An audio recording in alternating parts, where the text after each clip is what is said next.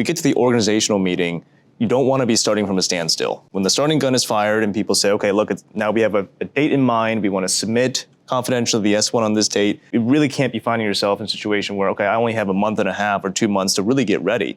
Because what we tell companies a lot is, a lot of the work goes into that first month and a half or 2 months from the organizational meeting when you kick off the process to the filing of the confidential submission.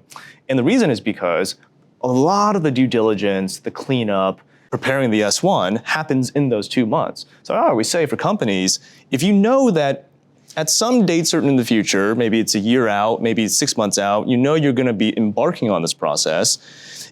Once you get to that organizational meeting, you really should be almost like a quarter of the way, or maybe half of the way done. And getting the buy-in is critical, of course, but the execution of it really spans the gamut of all kinds of different topics. We see a lot of companies get to that maybe 2-month out mark from perhaps the organizational meeting or the submission, and all of a sudden, they get maybe a sample agenda of what the underwriters want to dig into. It's a very common part of the process. And they say, oh my God, this is so much material. And why are they drilling so much into this area of my business? It's not even material to me, but it's part of the bank's process. And we always tell companies, start that process early